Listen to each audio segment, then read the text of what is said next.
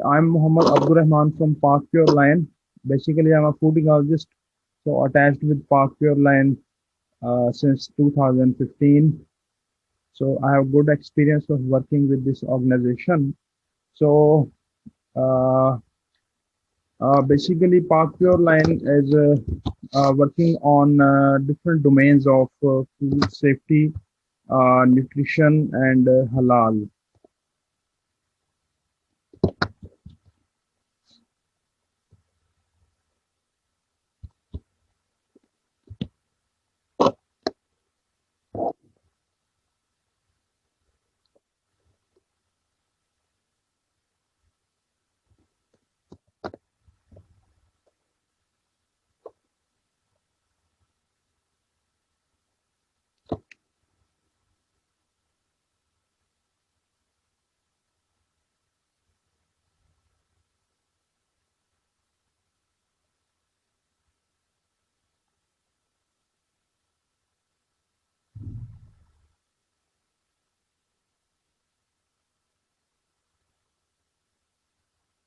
Okay, under these domains, we are working on different projects that been mentioned on the screen.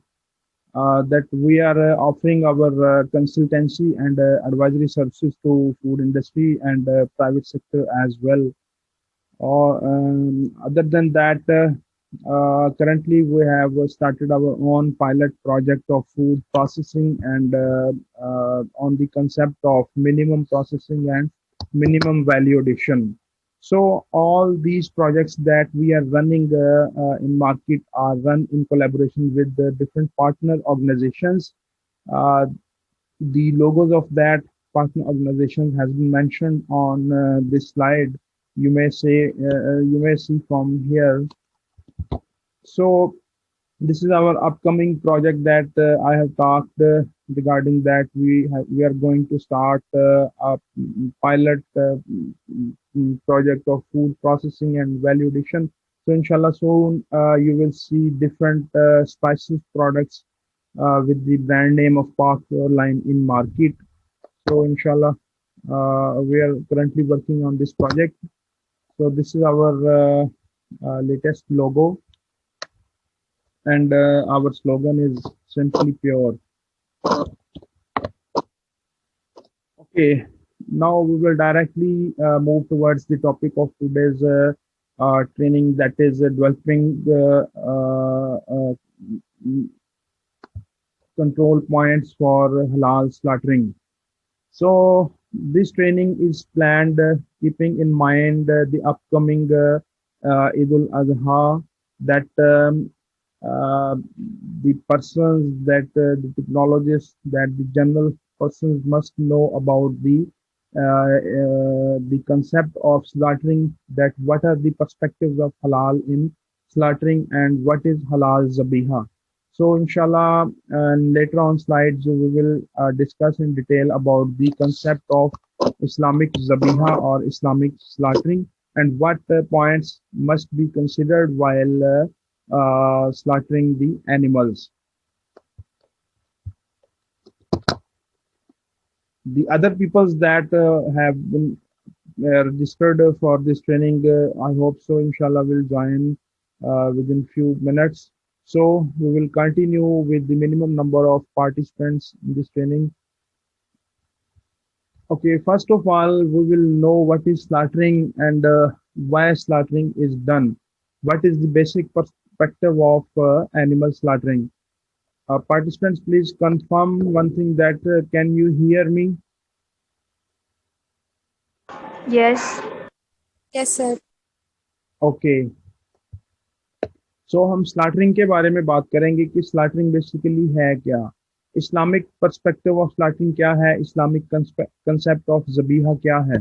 इस बारे में हम detail discussion करेंगे और प्रैक्टिकल केस स्टडीज के साथ डिस्कशन करेंगे कि स्लाटरिंग का कंसेप्ट इस्लाम के अंदर क्या है, इसकी जो बेसिक पॉइंट्स हैं, जो जिन चीज़ों को कंसिडर करना है, जिन चीज़ों पे फोकस करना है, वो क्या पॉइंट्स हैं, और इसमें हम कौन कौन से कंट्रोल पॉइंट्स को देखेंगे जिनसे जो है स्लाटरिंग की जो बेसिक नीड्स हैं वो पूरी हो सकें।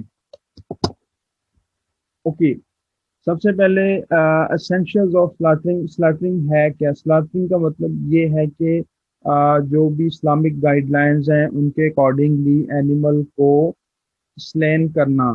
Slain means to say to kill the animal for getting meat for food purpose. Okay. So जब हम इस्लामिक पर्सपेक्टिव से बात करते हैं तो एनिमल को किल करने का मतलब ये है कि हमने उसको, जो शरिया की गाइडलाइंस हैं उनके अकॉर्डिंगली उसको ज़िबा करना है, ज़िबा करना है। सो ज़िबा करने का मतलब क्या है कि उसको फॉर फूड पर्पस हमने मतलब जो है उसको एक जो हलाल का कंसेप्ट है उसकी गाइडलाइंस के अकॉर्डिंगली हमने उसको, उस एनिमल को ज़िबा करना है या स्लाटर करना है। अब स्लाटर करने के लिए कुछ बुनियादी रिक्वायरमेंट्स हैं, ज़रूरियात हैं जिसको मद्देनजर रखना ज़रूरी है, कुछ पॉइंट्स हैं जिनको माइंड में रखना ज़रूरी है। सो इन सभी को हम वन बाय वन डिस्कस करेंगे। तो जो स्लाटरिंग का कंसेप्ट है इस्लाम के अंदर, उसमें बुनियादी बात ये है कि एनिमल जो है उसको हमने पेन से अवॉइड करना है। अब देखने में तो यही होता है कि एनिमल के जो है उसकी नेक के ऊपर तेज शार्प नाइफ चलाई जा रही है, तो उसमें पेन तो है, डेफिनेटली पेन है, इसमें कोई ऐसी बात नहीं। लेकिन जिस तरीके से इस्लाम ने कंसेप्ट दिया है स्लैटरिंग का, अगर उस मेथड को फॉलो करते हुए हम स्लैटरिंग करेंगे तो definitely with minimum pain one can practice the concept of zabiha. So Islamic perspective में इसको ह्यूमेन मेथड बोला जाता है, कि मतलब इंसानी तरीका है कि जानवर को जिससे कम से कम पॉसिबल पेन के थ्रू हम ज़बह कर सकें। Okay, the bleeding should be complete because complete bleeding increases the keeping quality of meat. अब दो चीजें इसमें देखने वाली हैं, एक ब्लड है एनिमल बॉडी के अंदर और दूसरा उसका फ्लैश है या मीट है या कारकेस है। सो दोनों चीजें, एक तो जो ब्लड है उसको नजस करार दिया गया है इस्लामिक पर्सपेक्टिव में, कि वो नापाकी है, उसको एज अ फूड हम इस्तेमाल नहीं कर सकते। लिहाजा जरूरत इस चीज़ की है कि जब भी हम स्लाटरिंग करें, ड्यूरिंग स्लाटरिंग हमने ब्लड को मैक्सिमम रिमूव करना है बॉडी में से। ठीक है, क्योंकि ब्लड बेसिकली यूरिक एसिड पे कंसिस्ट करता है। So uric acid is a poison that may create havoc for the human health if eaten or ingested. So total 8% है किसी भी एनिमल की बॉडी वेट का उसका ब्लड, तो उसको हमने मैक्सिमम रिमूव करना है। मैक्सिमम रिमूव कैसे करना है उसका तरीकाकार हमारे पास मौजूद है, जिसको इस्लामिक स्लाटरिंग मेथड बोलते हैं। आगे चल के हम इस्लामिक स्लाटरिंग मेथड पढ़ेंगे कि उसका जो बेसिक डूज एंड डोंट्स हैं वो क्या है। Okay. Exhausted animals do not completely bleed well while slaughtering. It is undesirable that animals awaiting slaughter uh, should view the slaughtering process. It is undesirable to sharpen knife in front of animals awaiting slaughter. अब जो बुनियादी dos and don'ts हैं उनमें यह है कि animal के सामने नाइफ को तेज नहीं करना, शार्पन नहीं करना। ठीक है, या किसी भी एनिमल को दूसरे एनिमल के सामने स्लाटर नहीं करना, उससे एनिमल क्या है, एग्जॉस्ट हो सकता है, वो गैर इरादी मूवमेंट शो कर सकता है। ठीक है, उससे उसके ब्लड के सॉरी उसके मीट के अंदर, फ्लैश के अंदर जो है वो एक हम टर्म यूज करते हैं वैसो डायलेशन, जिसको बोलते हैं कि उसकी जो वेसल हैं वो क्या है, डायलेट कर जाती हैं, एक्सपैंड कर जाती हैं, जिससे एनिमल की बॉडी के अंदर ब्लड उसका सरायत कर जाता है, पूरी बॉडी में जज़ब हो जाता है, जिससे स्लाटरिंग के दौरान उसका ब्लड कम से कम निकलेगा बॉडी में से, जो कि मीट की कीपिंग क्वालिटी और हाइजेनिक कंडीशंस को वो डिस्टर्ब कर सकता है। ओके, अब हम कुछ स्लैटरिंग मेथड्स का कंपैरिजन करते हैं just for getting some information, और फिर हम जो Islamic perspective of slaughtering method है उसको हम इन डिटेल डिस्कस करेंगे। नॉर्मली जो है मुख्तलिफ स्लैटरिंग मेथड्स जो है मुख्तलिफ कम्युनिटीज़ के अंदर राइज हैं, जैसा कि दो कैटेगरीज में इसको डिवाइड किया जाता है, एक होता है रिचुअल स्लैटर और दूसरा ह्यूमेन मेथड। अब पहले मैं आपको ह्यूमन मेथड के बारे में थोड़ा सा बता देता हूँ कि ये क्या है और क्यों इसको इस पे ज़्यादा जोर देते हैं कुछ लोग। ह्यूमन मेथड में इसको बोलते हैं कि इंसानी तरीका, मीन्स टू से कि ऐसा तरीका इस्तेमाल करना जिसमें रहम वाली चीज हो, कि मतलब जानवर के ऊपर जुल्म नहीं होना चाहिए। इस मेथड में कुछ लोग ये जस्टिफिकेशन देते हैं, लाइक स्टनिंग है, लाइक ब्लीडिंग ऑफ एनिमल एक्सटेंगुनेशंस, और स्टिकिंग, कोई ऐसी जोर से चीज मारनी उसके दिमाग के अंदर। तो वो कहते हैं कि इस मेथड के थ्रू उस जानवर को मतलब दर्द नहीं होती, उसको अचानक से किल कर दिया जाता है, उसको पता ही नहीं चलता कि मेरे साथ क्या हुआ है। ठीक है। अब इसके पर्सपेक्टिव में वो कहते हैं कि ये ह्यूमन मेथड है, एक इंसानी मेथड है जिसमें जानवर को कम से कम तकलीफ या पेन होती है। दूसरी तरफ रिचुअल मेथड है जो मुख्तलिफ मजाहब के अंदर राइज हैं, लाइक इस्लामिक मेथड है, सिख मेथड है, ज्यूइश स्लाटर मेथड है जिसको कोशर मेथड बोलते हैं। सिखिज्म के अंदर झटका मेथड इस्तेमाल किया जाता है कि उसको मुख्तलिफ इलेक्ट्रिक शॉक के साथ जानवर को स्लाटर किया जाता है। लेकिन इस्लामिक मेथड के अंदर हलाल मेथड राइज है।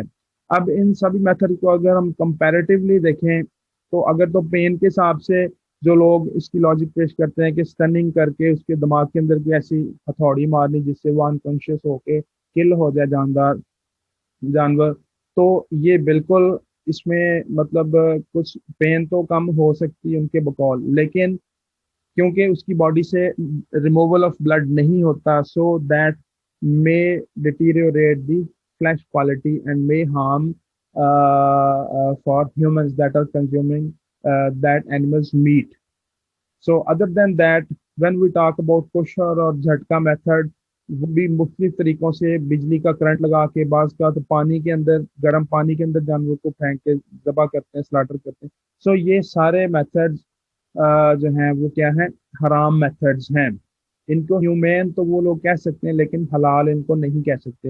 हलाल का बेसिक कंसेप्ट क्या है वो हम आगे चल के पढ़ेंगे। इन सभी मेथड्स की थोड़ी थोड़ी तफसील आपने जो है जान ली है। अब हम फर्दर हलाल के बारे में डिस्कस करेंगे डिटेल में। ओके। इस्लामिक मेथड क्या है? हलाल मेथड है जिसको हम जबा करना बोलते हैं, या जबीहा एक अरबिक टर्म है। ओके।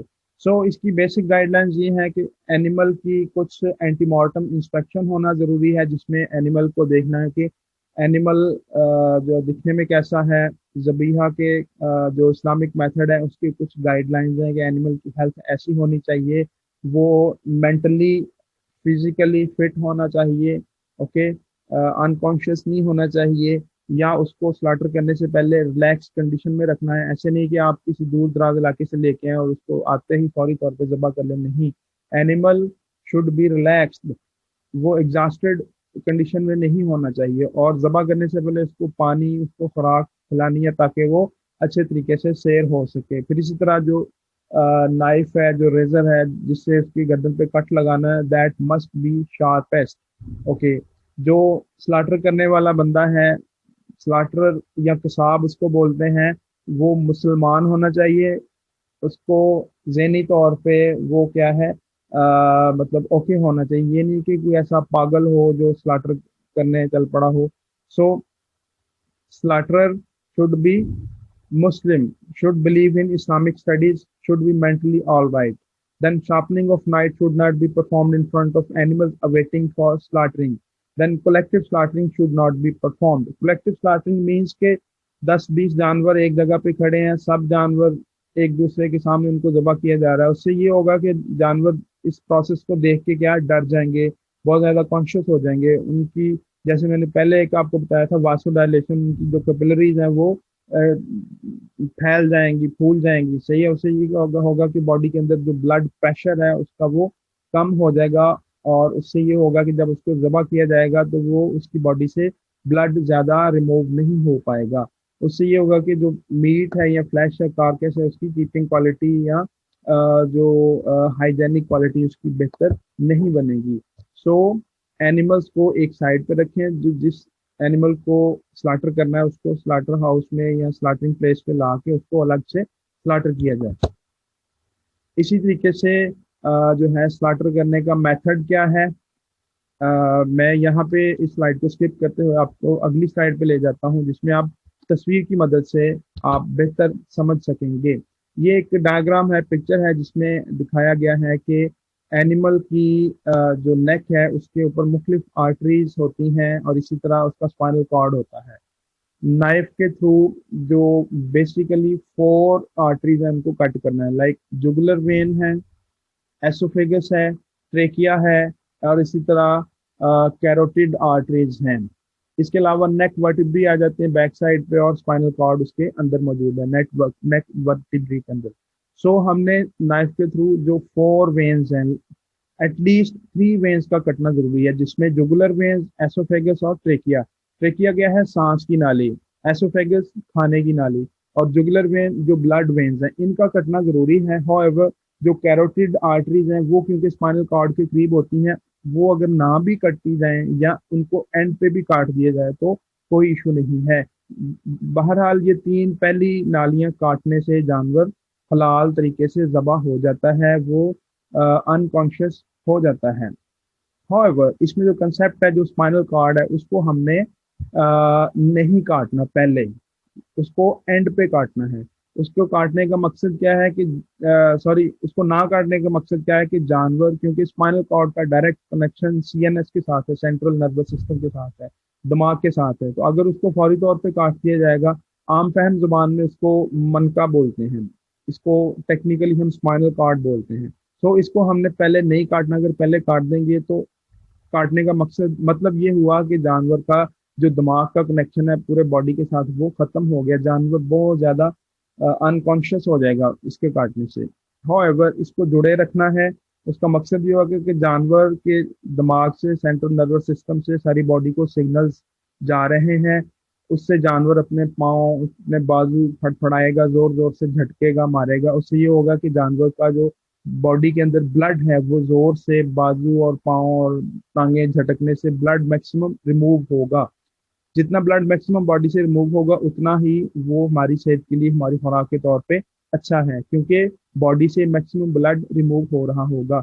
अक्सर ये चीज देखने में आई है कि जो लोग, जो कसाब हजरात पहले से जल्द स्पाइनल कॉर्ड को भी कट कर देते हैं, उसमें ये होता है कि वो जानवर जल्द से जल्द रेस्ट कंडीशन में आ जाता है, मतलब जिसको आम फैम जुबान में कहते हैं कि जानवर ठंडा हो गया, मतलब वो अपनी टांगे, अपने बाजू नहीं फड़फड़ाएगा। उससे ये होगा कि जानवर के बॉडी में से मैक्सिमम ब्लड रिमूवल नहीं हो सकेगा, उससे मीट की कीपिंग क्वालिटी और हाइजेनिक क्वालिटी डिस्टर्ब होगी, जो कि टोटली पॉइजनस है for consumption of human beings. So this should be clearly focused while slaughtering the animals। सो इस तमाम चीज की डिटेल्स पिछली स्लाइड के अंदर मौजूद है, जिसमें चारों veins, oesophagus, trachea, carotid arteries और जुगुलर वेन्स, इन सभी को काटना जरूरी है। इसके अलावा जो बड़े जानदार हैं, जो लाइक कैमल हैं, कैमल को नहर करने के बारे में हुक्म है। जो कुरान पाक के अंदर इसका हुक्म आया सूरह कौसर के अंदर के वन हर का लफ्ज इस्तेमाल आया है, उसमें इसके बारे में आयत मुबारका है, फसल्ली लिरब्बी का वन हर, और अपने रब के नाम के साथ नहर करो। ठीक है। सो नहर करने का हुक्म कुरान पाक के अंदर आया। नहर करने का मतलब ये है कि क्योंकि वो बड़ा जानवर है उसको खड़े ही जो है वो जबा किया जाता है। उसको लिटा के, क्योंकि लिटाना गिराना मुश्किल काम होगा उसके लिए, फिर उसको खड़े ही नहर किया जाता है। नहर करने का एक डिफरेंट मेथड है। ओके, जबीहा के बारे में पढ़ते हैं कि जबीहा या इस्लामिक स्लाटरिंग या हलाल बेसिकली है क्या। इसकी जो है वो दो बेसिक जो पर्सपेक्टिव्स हैं, दो बुनियादी ज़रूरियात हैं, लाइक तस्मिया और तज़किया। तस्मिया means invoking the name of Allah, the slaughter being done with His permission। के ज़बह करते हुए जानवर के ऊपर अल्लाह का नाम पुकारा जाना, इसको तस्मिया कहते हैं, मतलब अल्लाह पाक का नाम पुकारा जाना। और उसके बाद उसको, उसका तज़किया करना। तज़किया कैसे करना? उसको प्योरीफाई करना। प्योरीफाई कैसे करना है? जानवर के गोश्त को ब्लड से प्योरीफाई करना है, उसको हम फिर ज़बह करना कहते हैं, स्लाटर करना कहते हैं। मतलब पहले अल्लाह पाक का नाम पुकारना, उसके बाद उसको ज़बह करना। ज़बह करने के अमल में उसका तमाम ब्लड उसकी बॉडी से रिमूव हो जाएगा, उसको हम तज़किया बोलते हैं, उसको प्यूरिफाई करना बोलते हैं।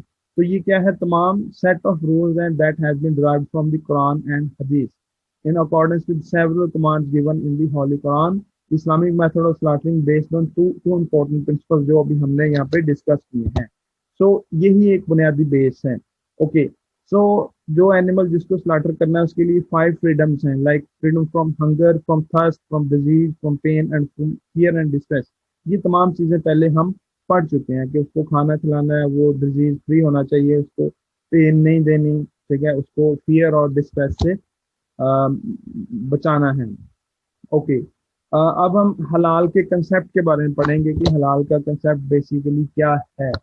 हमने इसका मेथड पढ़ लिया है हलाल का, हलाल कैसे करना है, कौन कौन सी आर्टरीज कट करनी है टेक्निकल पॉइंट ऑफ व्यू से.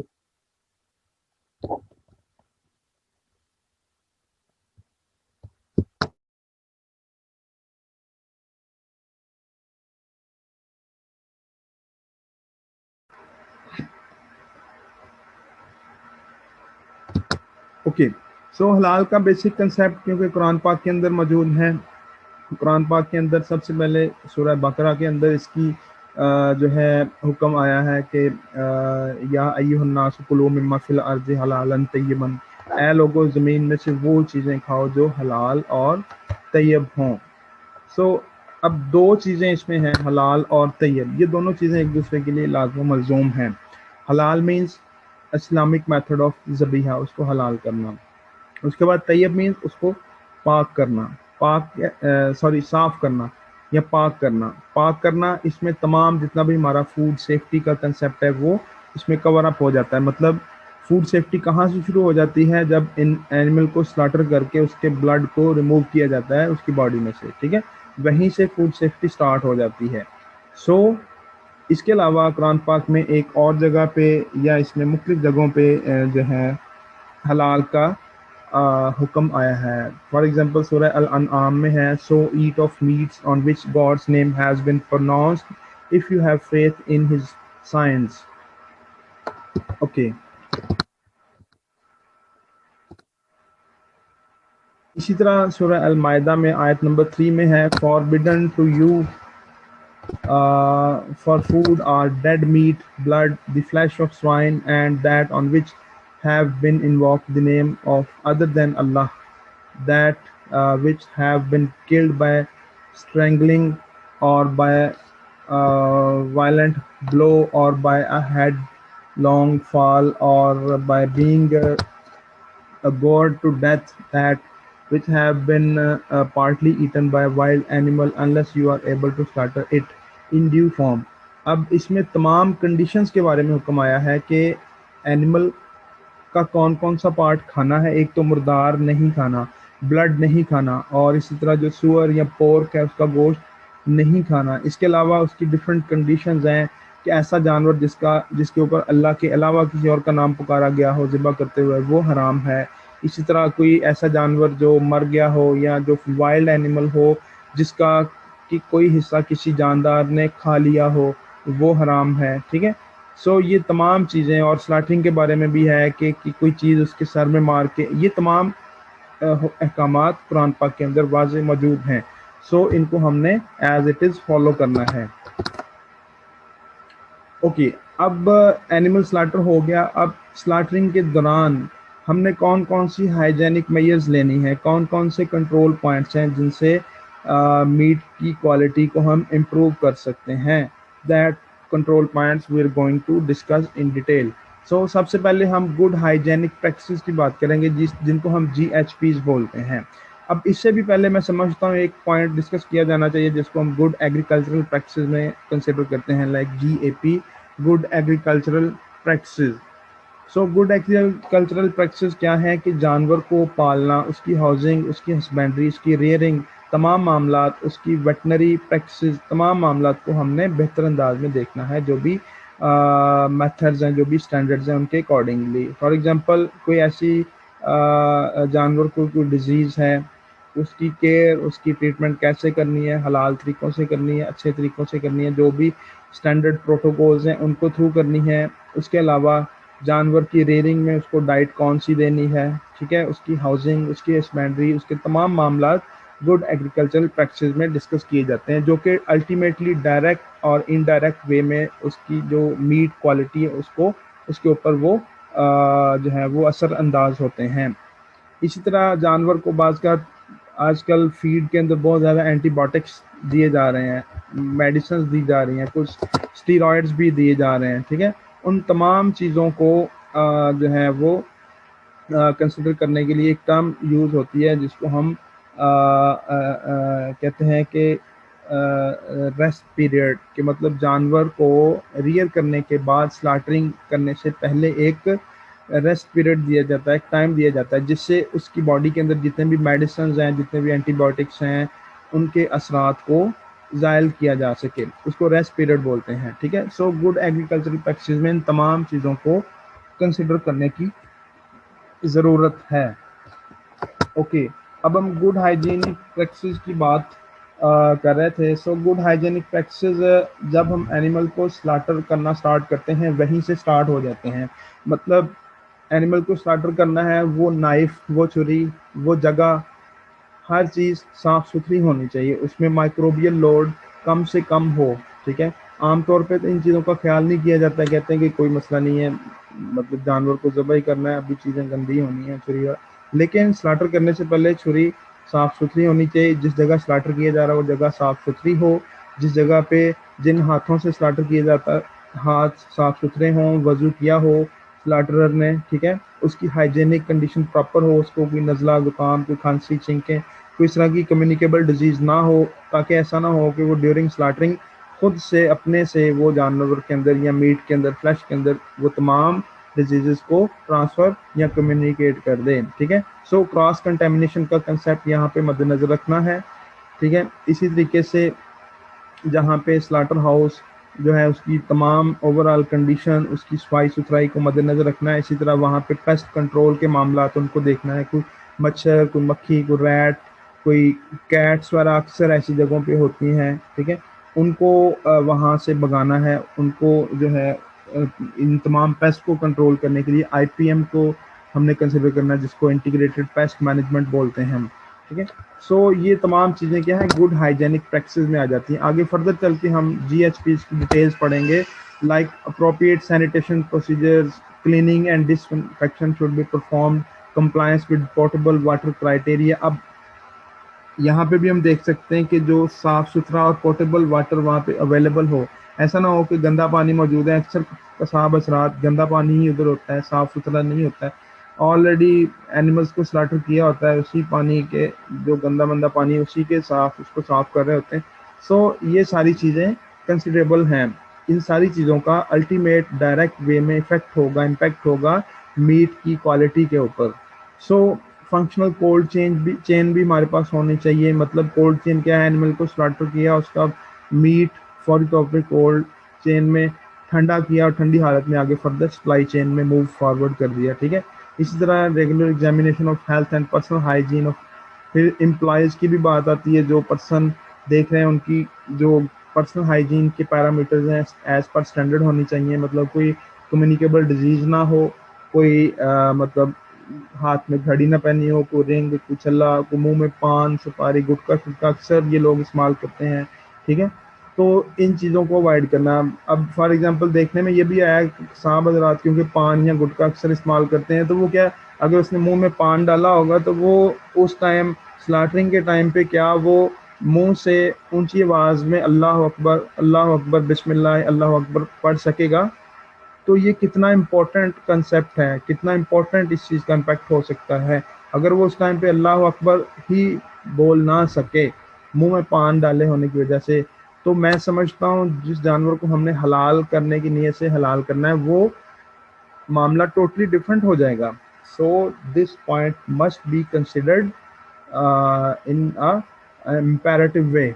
ओके, सो ये जितने भी आज की ट्रेनिंग की गाइडलाइंस हैं आप लोग इन चीज़ों को कंसिडर करें with special reference to upcoming Eid ul Azha, क्योंकि परसों को आई थिंक ईद उल अजहा है। सभी लोगों ने हमने जानवर अपने स्लाटर करने हैं, कुछ लोग खुद से करेंगे, कुछ लोग कसाबों से करवाएंगे। सो इन चीज़ों को फोकस करें। हमारा ये ट्रेनिंग इस टाइम पे रखने का मकसद ये था कि हम आप लोगों को गाइडलाइन दे सकें, गाइड कर सकें कि यार जो हलाल के कंसेप्ट्स क्या हैं, किन चीज़ों को, किन बारीकियों को हमने देखना है कुर्बानी करते वक्त, अपने जानवर ज़िबा करते या करवाते वक्त। इन तमाम चीज़ों को हमने लाजमी तौर पे फोकस करना है।